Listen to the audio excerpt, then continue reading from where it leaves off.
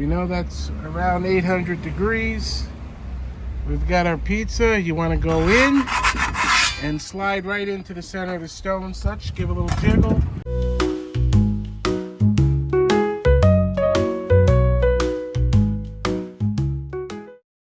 We buy our imported Italian ingredients from Capri Imports, La Gioia, Petey Brothers, Raganese Imports, and Gabriel's Supermarkets. All right, so James, for those that like to cook outdoors, what do you have? Sure. So this is the XO outdoor pizza oven. It's wood fire. It's lump charcoal burning, so it gives you the best of both worlds, depending on the taste that you're in the market for. Not only doesn't just do pizza, you can do ribs, you can do cast iron cooking in there. So this is the most versatile outdoor piece that we offer. Well, folks, we're here with James Urget over here at Marcella Appliance Center. I'll go all the way right through January and March making pizza indoors and outdoors. We have a new outdoor pizza oven that can sit right on top of our grill, of course, without the grill operating. But we can put the wood in there and we could use it in our grilled smoker. It fits on the top of that. It fits on the top of our Weber and we can open it up perfectly. It's got its own stone. You can see down in the bottom there, you have all your different vents and where you can put your wood. It has a chimney on it and it is perfect. Comes with its own little peel and all the different pizza accessories. Obviously, we have our professional professional accessories that we like to keep here. Our scraper and our dough cutter, our pizza wheel, our turning wheel, which is even better if you want to stay farther away from the flame. I'm going to start moving some of this stuff out of the way. We have our infrared thermometer, which will tell us what the temperature of the inside and the surface area of the wood-fired pizza oven is once we get that heated up. And if you have a larger outdoor wood-fired pizza oven, it takes longer to heat up with your wood. So, made a Poolish at 4 a.m. This is, we belong to the slow food movement. Slow food, founded in Rome, Italy in 1986, and under its parent formation. But eventually by 1989, slow food has over 1,500 chapters in over 150 countries today, millions, not thousands, but millions of members. This is a Poolish. I made this at 4 a.m. Look how I'm getting jiggy with it.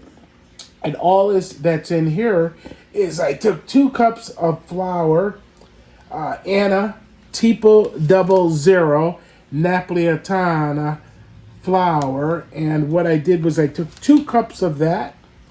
I took approximately a little bit over about a cup and a half of water, and before I did that I took a little bit of the water and I put a couple teaspoons of honey in that, and I put it in the microwave just to loosen up the honey and to be able to dissolve that in the water. Then I added the rest of the water and I put that in here. So we've got, and I put yeast, approximately 21 grams of yeast, which is 1 package of yeast. So there's our Poolish. So to make a nice pizza, any kind of dough, I like to do a combination in my doughs of semolina, fine, good, Caputo 00 semolina, oldest mill in Naples, Italy, established in 1924. What am I going to start with? I'm going to start with maybe about 1 cup. Put that into my KitchenAid mixer. What that does is it allows the Poolish to have something to turn in the mixer over here. We've got our Poolish here. You can see that when we take our Poolish and bring it around with our rubber scraper, and we're going to put our Poolish right into the mixing bowl. And you can see with the rubber spatula, it pretty much comes off in one piece, almost. What I'll do is I'll add some flour, a little bit at a time, to the mixing bowl.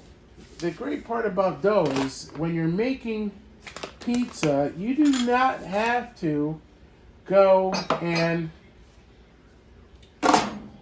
do everything by measurement. You could cook by feel. We got our Poolish in there, right? I'm gonna tell you, we're gonna eyeball the flour because pizza doesn't have to be a perfect formula. Okay?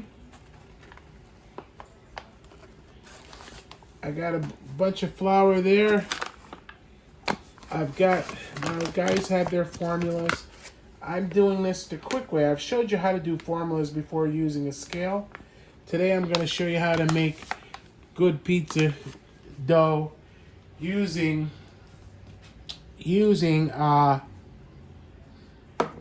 just your feel method.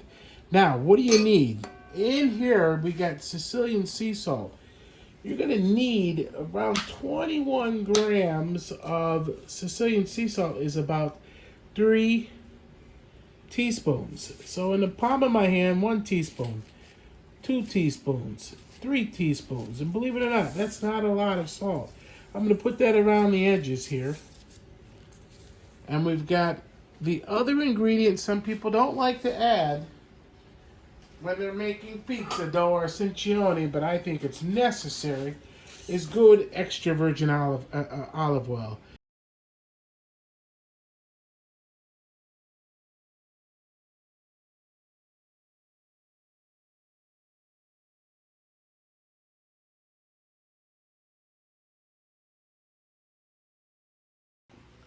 All right, so we're still cooking with feel.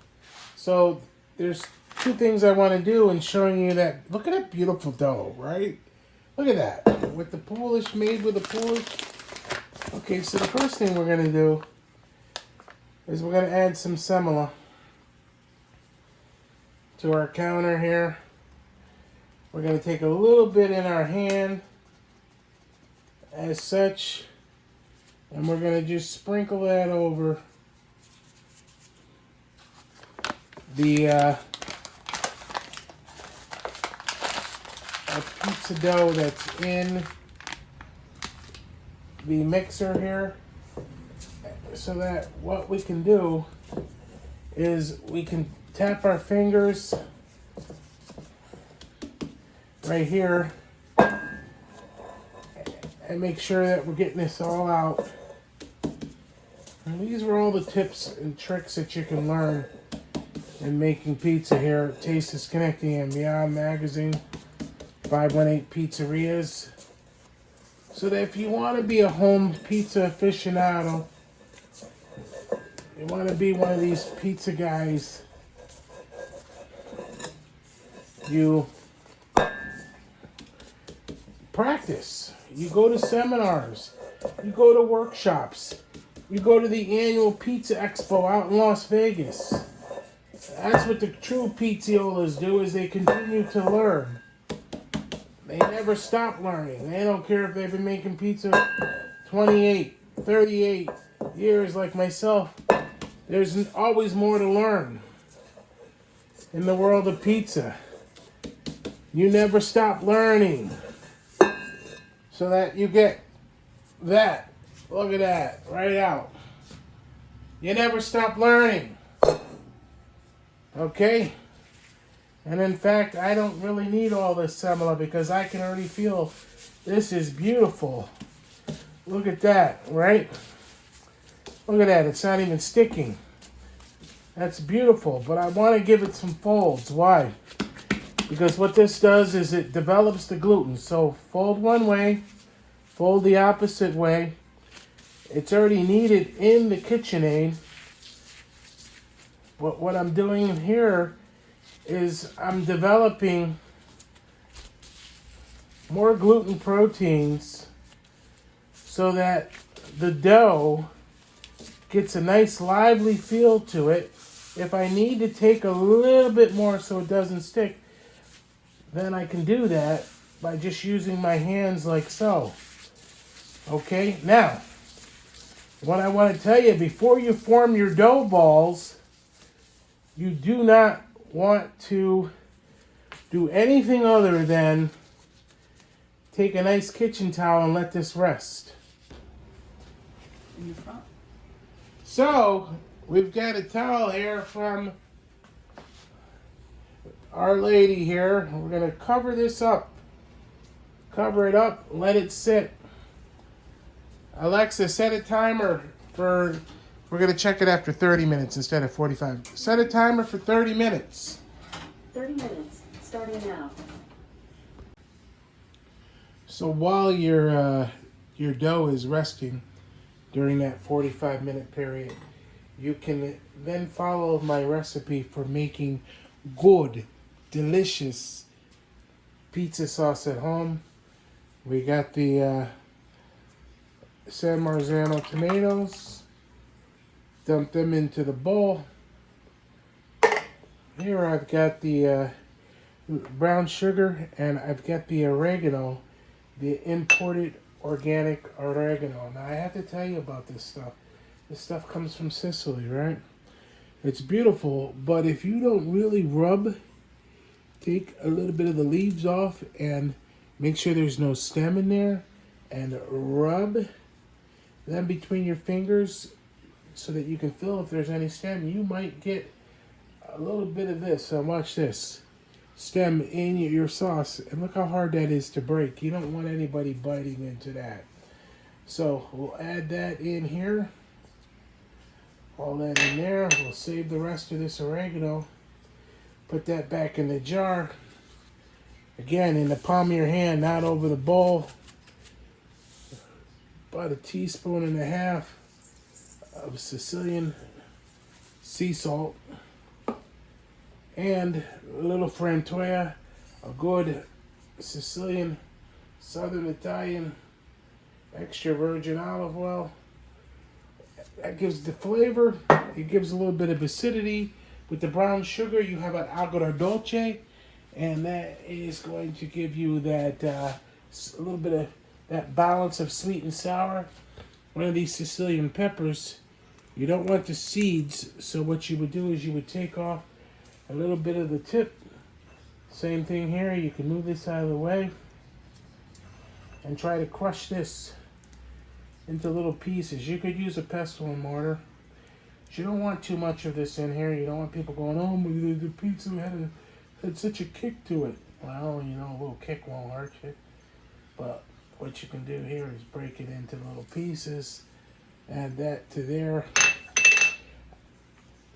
And when we make the Napoletana margarita pizza, we're going to separate out a little bit of this sauce, and we're going to add some fresh chiffonata basil to the sauce.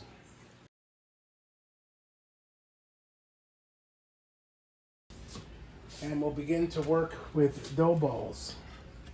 So, I can tell you right now, we use the Vito way. Vito Icapelli likes to use one of these. Look at how that's off. Yeah, the slant there.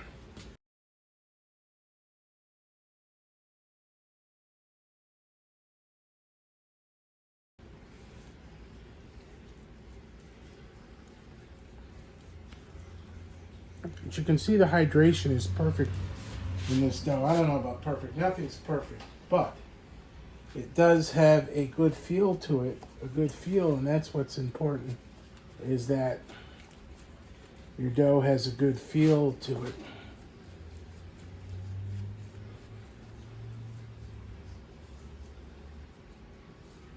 And incorporating that air into there is what is going to allow you to get a nice cornicione, a nice edge on the pizza. And it looks like in this dough tray, I'm only going to be able to fit 6 dough balls without them running over each other. So incorporating that air into there and getting that form is what is what gives you beautiful dough balls. In making pizza, it's all about the finger stretch. And if the dough is too, if it's springing back, all you've got to do is let it rest. See, rolling pins are not required in making pizza. We'll put a towel over it, let it rest. We'll come back to it till it's nice and relaxed, and then stretch it out to the edges of this pan for the Sfincione Palermitano. In the meantime, I'm going to saute some onions for taking some of that sauce and adding more anchovy to it and making the Sfincione Palermitano. And we'll go put these in the refrigerator. These you can hold up to 72 hours. They have a great ferment, and the longer they stay in there, the more aroma develops in the pizza dough balls. Cooking with love requires time. No camera tricks here. Before I go actually saute these white onions, dice them up and saute them for the Sfincione Palermitano. I've got my Cutco knife here. I'm going to put that over there. I already separated out some of the sauce. As you can see, we've got now 2 different sauces we're going to be using. And what I'm going to do is I'm going to saute those onions and put them into the Sfincione sauce. So on the Sfincione sauce, when you do it in the pan after you saute the onions, it evaporates. Alexa, stop timer. Okay, sauce is done. Got our anchovies all diced up. And I'm going to start pressing pieces of caciocavallo into the dough. I think it's risen enough. So, quickly, instead of trying to be all dainty,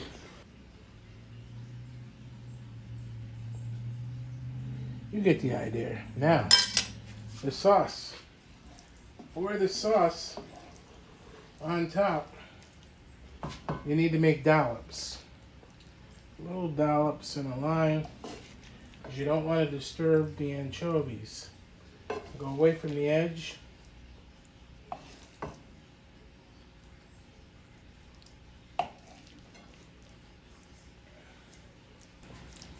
The true tomato pie.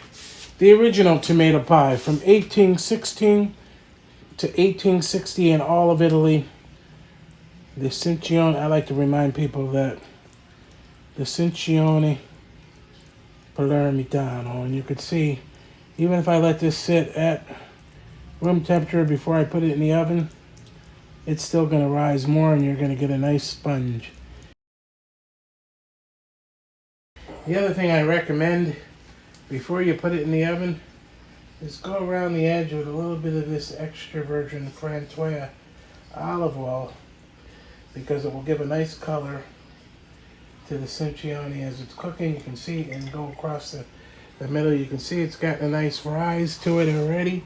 This is going to come out nice and crispy on the outside, tender on the inside, and absolutely delicious with all those ingredients in there. Look there. See? We're not putting it on the stone. We're putting the Sfincione Palermitano in the center rack so that it gets that circulating heat. Okay, so there's our Sfincione Palermitano. We're going to take that off of out of the pan, and we're going to put it onto the pill. We're going to put some of this pecorino romano and herbs and Italian dried breadcrumbs. So we're going to sprinkle that right over that like this, just very lightly. Anything left over you can use in another recipe, but you only need about that much. And we're going to put that back in the oven, but this time instead of the middle rack, we're going to put it on a pizza stone for a couple minutes just to get that bottom nice and toasty.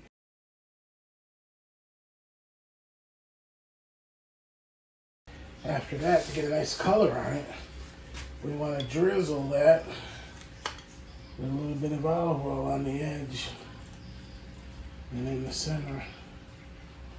And this will give a nice flavor and taste to for a little personal pizza. Look at the cornicione on that, huh? We've got our basil for our sauce over here. We could add the rest of that later. I'll break that up and chiffonade that up. We got more cheese if you want some more cheese just to enjoy. But I want to show you how easy it is to cut the Sfincione. Okay? So what you want to do, I always recommend putting a paper towel or a damp cloth underneath when you're slicing your pizza. Kind of give you the look. Make sure your peel is tight. Come right, look at that. Listen to that. Come right to the center of that. Okay. Turn it. And always start in the center.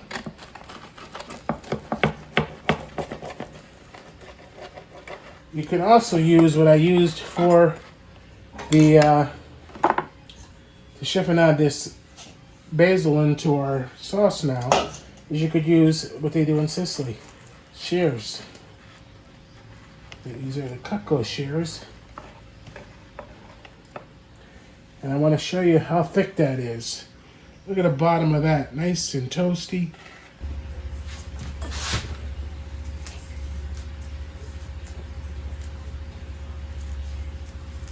I don't like when I go to a pizza place and the pizza is too tough. And, you know, the whole thing about pizza, folks, is that it should be crispy on the outside, tender on the inside. You should be able to chew it and bite into it and bite through it the same way. As we enjoy this, she'll have hers. You can leave the Sfincione Palermitano. The tomato pie can sit out at room temperature. Have another piece maybe later in the evening. Have some for breakfast. Have it with espresso, cappuccino. She'll be able to enjoy her pie. And I'm going to wait to eat the rest of this so I can eat with her.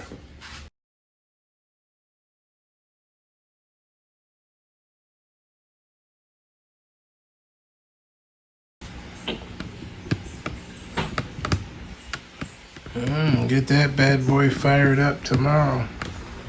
Wood-fired pizza oven.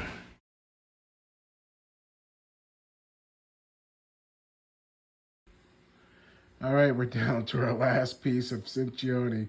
So look here, after 48 hours, the dough balls pushed together perfectly and they're ready to be used. Perfectly proofed after 48 hours, and we want to use them before 72 hours. You can hold them up to 72 hours. So I suggest tomorrow we get that wood-fired oven going and make some Napoletana Pizza anywhere between, we're going to go from 600 to 800 degrees in that range. If we can get it up to 800, they'll cook in just a matter of 2 minutes. If they cook at 600, it will take a little bit longer, but there you go, folks.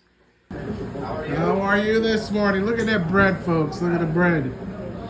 Bill, where's your other half? She comes in at 10:30 on Mondays. Okay, I got a question for you. Yeah. Can I buy 5 empty 12-inch size pizza boxes? Boxes? Yes, just the boxes. Okay, all right, so we'll take care of it with Ross. Yes. Thank you. There we have 5 pizza boxes, folks. All right, so we're getting ready to set up our wood-fired grill top pizza oven. You can see it has its own chimney. Okay, it's going to take some time to set up and get the pizza oven hot. So you want to get everything prepped beforehand to make your Napoletana pizza and your margarita pizza. All right, we got our sausage on here. All right, so we've got a nice roaring fire there for our pizza oven. Now what you want to do is you need one of these. Okay, you need a log grabber because you want to gently pull out one of those logs as such and add that to your pizza oven. Let's see if you can get it situated so it's in there right in the center. Alright, so it is time to get a pizza going here. I'm going to get some semola, good amount of that, and then get a nice lift to your pizza dough. Keep your dough covered. Okay, so again, what we're doing is, you see where you can get that cornicione going.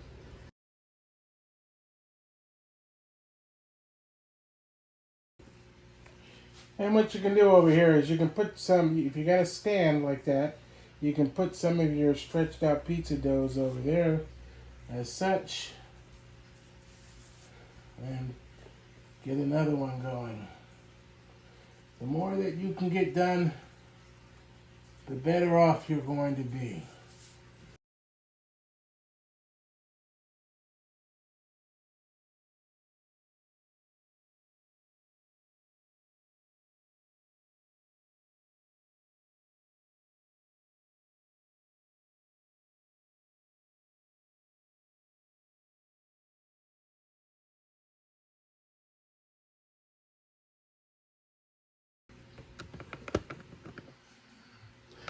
There you have it.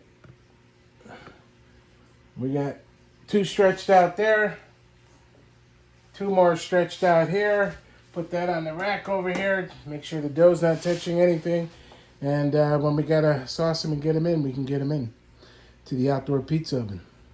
Wood fired, yeah.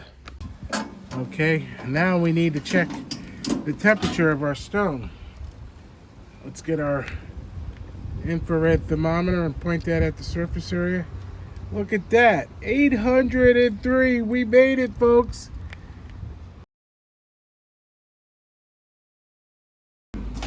We know that's around 800 degrees. We've got our pizza. You want to go in and slide right into the center of the stone such. Give a little jiggle. Get your door closed. You see with the turning peel, you have this extended arm. You can get a little air underneath there. You give it a turn from the side. Your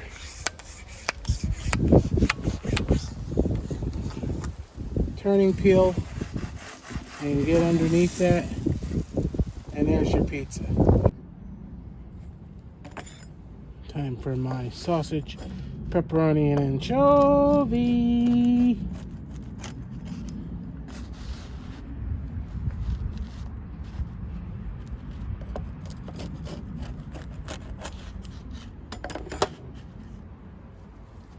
Oh, look at that.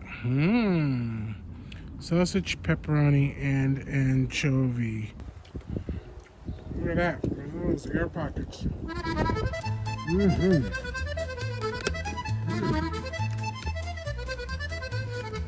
What's in there, Mommy? I don't know. I think, baby, there's the last pizza in there. Oh, yeah, the last dough ball. Yeah, baby. Enjoy. Mangiare Italiano. Ciao, ciao. Mangia. We hope you enjoyed this video from Taste of Schenectady and Beyond Magazine, tastingshop.com, 518 Pizzerias Magazine, 518pizzerias.com, and we'll close this door. Yes, sir. Last pizza. Pizza's boxed. And for pizza. It's a pizza party.